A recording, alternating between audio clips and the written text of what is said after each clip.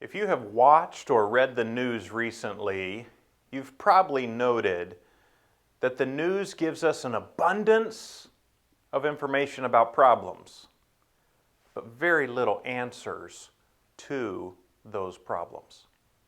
So let's think about that just for a second.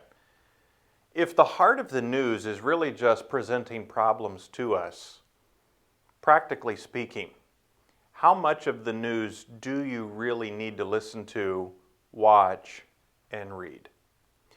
One of the things that may help us today is to understand the key ingredients that make up the news that we're reading and watching. The four ingredients are this. Number one, information. Now, like I've already noted, the news gives us information about problems that are happening in the world, but they give us very few answers. So, one of the key ingredients is information. Number two, it's the key ingredient of speculation. This is perhaps the biggest ingredient of all news. They are speculating as to why something happened and what is going to happen because of something that has occurred. They're just speculating. They're not for sure on anything that they're sharing. The third ingredient is insinuation. This is natural.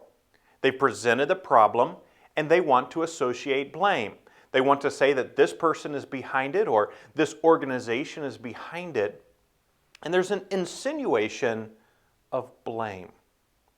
Fourth and finally, there is an inclination. No matter who you're reading, no matter what you're watching or what you're listening to, they have a leaning. They have a bent. They are trying to persuade you to a particular conclusion. I like to think of it this way. Every piece of news that I listen to, read, or watch has a current to it. And once I wade into that news article, it's going to try to pull me a particular direction. Now, if all of these things are true, then let's apply a Bible verse. Ephesians 5 and verse 15. See then that you walk circumspectly, not as fools, but as wise. God's Word would ask you and I as believers to be very wise and circumspect in the way that we're walking and living. I like to apply this verse this way.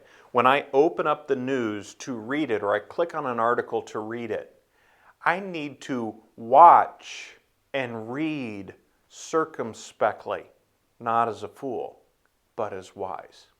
May God help each one of us process the news well.